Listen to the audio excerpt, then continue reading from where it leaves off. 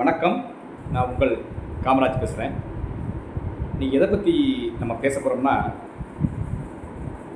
நம்முடைய நாட்டினுடைய இந்திய நாட்டினுடைய அரசியலை பற்றி தான் நம்ம பேச போகிறோம். இந்த அரசியல் சட்டமைப்பு அரசியல்வாதிக்கு ஏற்ற மாதிரி தான் ஏற்றப்பட்டிருக்கிறதுக்கு இந்த உதாரணம் இந்த கட்சி மாதிரி வாக்களிப்பது. எல்லாத்துக்கும் மேலே இந்த ஊழல் எங்கிருந்து ஆரம்பிக்குதுன்னா அரசியல்லேருந்து தான் ஆரம்பிக்குது. ஓட்டுக்கு பணம் கொடுக்க ஆரம்பிக்கிறதுலேருந்து கட்சி மாதிரி ஓட்டு போடுற வரைக்கும் இந்த தவறை செய்கிறது யாருன்னா அரசியல்வாதி தான். அது யார்?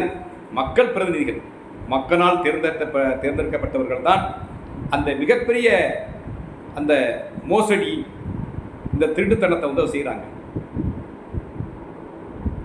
இந்த இந்திய அரசியலமைப்பு கண்டிப்பாக அது உடனடியாக இந்த மாற்றத்தை செய்யலைன்னா நம்ம இந்திய நாடு ஒரு பாதாளத்துக்கே போயிடும். ஊழல் அதிகமாகிடும், அராஜகம் பெருத்திடும். இது யாரும் சாதாரண சாமானியனோ அல்லது வேற ஒரு தொழிலதிபர்களோ அல்லது ஒரு விளையாட்டு வீரனோ செய்யலை. இதை யார் செய்கிறது?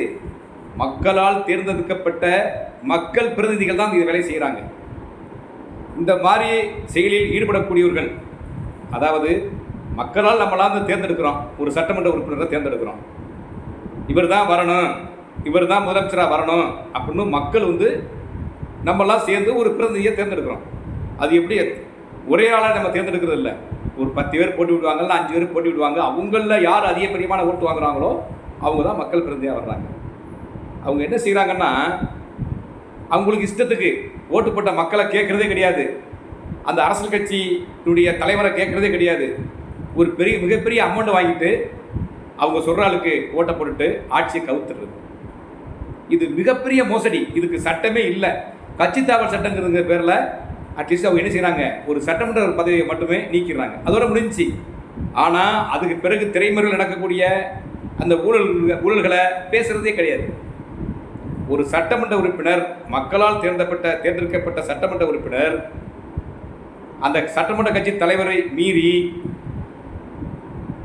ஆட்சி கவிழ்வதற்கு காரணமாக இருந்தால் அவர்களுக்கு 6 வருஷம் கடுங்காவல் தண்டனையும், அதோடு மட்டுமல்ல, எலெக்ஷனிலே இனிமேல் நிற்கிறதற்கு தகுதியற்றவர்கள் என்றும் அரசியலமைப்பு கொண்டு வந்தால் மட்டுமே இந்த மிகப்பெரிய மோசடி சம்பவங்களை சரி செய்ய முடியும். உதாரணத்துக்கு ஹிமாச்சல பிரதேசத்தில் இப்போ சமீபமாக பல மாநிலங்கள் நடந்திருக்கிறது. ஹிமாச்சல பிரதேசத்தில் மக்களால் தேர்ந்தெடுக்கப்பட்ட ஒரு அரசு இருக்கின்றது. உடனே இவர்கள் 6 சட்டமன்ற உறுப்பினர்கள் கட்சி மாறி வாக்களிக்கிறார்கள். அதனுடைய விளைவு என்ன? ஆட்சியே கலைக்கப்படும் சூழ்நிலை உருவாகிறது. இது எதனால்? அவர்கள் ஆசைப்பட்டதன் விளைவாக, அவர்கள் ஊழல் செஞ்சதன் விளைவாக, கையூட்டு பெற்றதன் விளைவாக ஆட்சி மாற்றம் ஏற்படுகிறது. மக்களால் தேர்ந்தெடுக்கப்பட்ட ஒரு உறுப்பினர்கள் மக்களை கேட்டுத்தான் செய்ய வேண்டும். ஆனால் சட்டம் அவர்களுக்கு சாதகமாக இருக்கிறது. யாருக்கு? அரசியல்வாதிக்கு சாதகமாக இருக்கிறது. நான் கூறுவது ஒரு குறிப்பிட்ட அரசியல் கட்சியை பற்றியமல்ல, அனைத்து இந்தியாவில் உள்ள அனைத்து அரசியல் கட்சிக்குமே இது பொருந்தும். உடனே தயவு கூர்ந்து இது நீதிமன்றமோ அல்லது இந்திய அரசியல் சட்டமோ உடனே தலையிட்டு பாராளுமன்ற தேர்தல் வரப்போகிறது, சில சட்டமன்ற தேர்தல் நடைபெற இருக்கின்றது. கட்சி மாறி எந்த உறுப்பினர் மாற்றுக் கட்சிக்கு வாக்களிக்கிறாரோ 6 வருடம் கடுங்காவல் தண்டனை, இனிமேல் எலெக்ஷனில் நிற்கவே முடியாது என்ற ஒரு சட்டத்தை கண்டிப்பாக ஏற்ற வேண்டும். அவ்வாறு ஏற்றினால் மட்டுமே நாடானது நல்ல சூழ்நிலைக்கு போகும். இது சட்டமன்ற உறுப்பினர்களையோ அல்லது பாராளுமன்ற உறுப்பினர்களோ மட்டுமல்ல, கீழ்மட்டத்தில் இருந்து ஒரு கவுன்சிலர், ஒரு ஊராட்சி மன்ற தேர்தலிலே ஒரு சேர்மனை தேர்ந்தெடுப்பதற்காக அரசியல் கட்சியில் இருப்பார்கள். மக்கள் எல்லாம் ஓட்டு போட்டிருப்பார்கள். உடனே இவர்கள் இஷ்டத்திற்கு நாம் யார் வர வேண்டும் என்று தேர்ந்தெடுத்தோமோ அவர்கள் நம்மளுடைய அந்த உணர்வுகளுக்கு மதிப்பளிக்காமல் அவர்களாகவே லஞ்சங்களையும் பல சட்டத்துக்கு புறம்பான செயல்களையும் ஈடுபடுவதற்காக கட்சி மாறி வாக்களிப்பார்கள். அவர்கள் இஷ்டத்துக்கு யாரோ ஒருவரை தேர்ந்தெடுப்பார்கள் கோஷ்டியாக சேர்ந்து கொண்டு. எனவே கீழ்மட்டத்திலிருந்து ஒரு ஒரு சேர்மனை தேர்ந்தெடுப்பதற்கு நடத்தப்படும் ஊழல், சட்டமன்றத்திலே ஒரு முதலமைச்சரை தேர்ந்தெடுக்கும் பொழுது ஊழல், பார்லிமெண்ட்டிலே ஒரு பிரதமரை தேர்ந்தெடுக்கப்பட்டதற்கு கட்சி மாறி யாரெல்லாம் வாக்களிக்கிறார்களோ எந்த கட்சியாக இருந்தாலும் 6 வருஷம் கடுங்காவல் தண்டனையும் இனிமேல் எலெக்ஷனில் நிற்பதற்கு தகுதியும் அளிக்கிறார்கள் என்று ஒரு சட்டத்தை இயற்றினால் மட்டுமே ஊழல் ஒழியும். இவர்கள் ஆட்சி மாற்றம் ஏற்படுவதற்கு காரணமாக இருக்கிறார்கள் என்றால் இவர்களால் மக்களுக்கு என்ன பயன்? சமீப காலம் கூட ஒரு சட்டமன்ற உறுப்பினர் விஜயதரணி காங்கிரஸ் கட்சியில் இருந்தார். அவர் தற்சமயம் வேறு கட்சிக்கு தனி ரிசைன் பண்ணிட்டு போய்விட்டார். நன்கு நினைத்து பாருங்கள். மக்களை எல்லாம் முட்டாள்தனம் ஆக்கிவிட்டு அவர் வேறு கட்சி சென்று விட்டார். அவர் என்னென்ன அவர் பயனடைந்தார் என்பது நமக்கு தெரியாது. ஆனால் பொருட்சேதம் அரசுக்கு ஏற்பட்டிருக்கிறது. ஒரு சட்டமன்ற தேர்தலிலே ஒரு சட்டமன்ற உறுப்பினர் தேர்தலுக்கு ஒரு எலெக்ஷன் நடக்குது என்றால் அங்கே அரசின் சார்பாகவும் பணம் செலவழியும், மக்களுக்கும் பலவித சிரமம். அவ்வாறு தேர்ந்தெடுத்த ஒரு சட்டமன்ற உறுப்பினர் தன் சுயநலத்திற்காக நான் ரிசைன் பண்ணுகிறேன் என்று சொன்னால் அவர் மீண்டும் தேர்தலையே நிற்பதற்கு தகுதி இருக்கிறார் என்ற ஒரு சட்டத்தை இயற்ற வேண்டும். இஷ்டத்துக்கு அவர்கள் நிற்பார்கள், மக்கள் ஓட்டு போடுவோம். ஓட்டு போட்ட பிறகு அவர்கள் இங்கே கருத்து ஏற்பட்டால் வேறு கட்சிக்கு போவார்கள், அங்கே நின்று ஜெயிப்பார்கள். இது மக்களை முட்டாள்தனம் ஆக்குவதற்கான செயல். எனவே தயவு கூர்ந்து நீதிமன்றங்களே, அரசியலமைப்பு சட்டத்தினுடைய மிகப்பெரிய சட்ட வல்லுநர்களே, நீங்கள் எல்லோரும் போராடி இதற்கு ஒரு நல்ல ஒரு சட்டத்தை கொண்டு வாருங்கள்.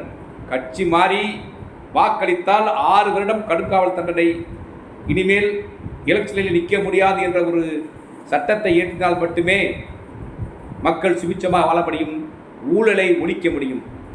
எனவே இந்த காணொலியை என்னுடைய உங்கள் காமராஜ் சேனல் மூலமாக பார்த்து கொண்டிருக்கும் வியூவர்ஸ்கள் அனைவருமே நான் சொல்வது சரியா சரியில்லையா என்பதை கமெண்டில் கூற வேண்டும். உண்மையிலேயே மன கஷ்டப்பட்டுத்தான் இந்த வீடியோவை நான் போடுகிறேன். நமது ஊரிலே ஒரு பிரசிடென்ட் எலெக்ஷன் நடக்கும், அது சுயேட்சையாக நிற்பார்கள்.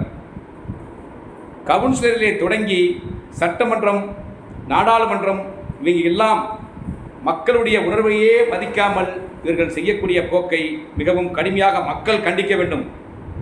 அதற்கு முன்பாக சட்டமன்றத்திலே ஓட்டு போடுவதற்கு முன்பாக ஒரு சட்டமன்ற மனு தாக்கல் பண்ணும் பொழுது அதில் ஒரு எழுத்து இருக்க வேண்டும், நான் கட்சி மாறி ஓட்டு போட மாட்டேன், அவ்வாறு ஓட்டு போட்டால் நான் தகுதியை இழக்கிறேன்.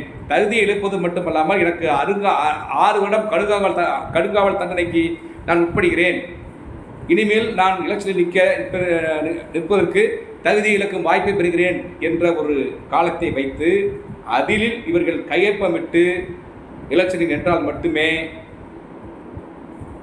இந்த சூழ்நிலையை தவிர்க்க முடியும். எனவே தயவு கூர்ந்து ஏதோ யாரோ ஒரு முகந்தெரியாத ஒருவன் பேசுகிறானே என்று நினைக்காமல் கண்டிப்பாக இது பார்ப்பவர்கள் அனைவரும் இந்திய முழுமாக இந்த காணொலியை பரப்பி தன்னுடைய உணர்வுகளை சொல்லுங்கள். தயவு கூர்ந்து என்னுடைய உங்கள் காமராஜ் சேனலை இதுவரை யாரும் சப்ஸ்கிரைப் பண்ணாதவர்கள் சப்ஸ்கிரைப் செய்து எனக்கு தொடர்ந்து பேசுவதற்கு வாய்ப்பு அளிக்கும். நன்றி, வணக்கம்.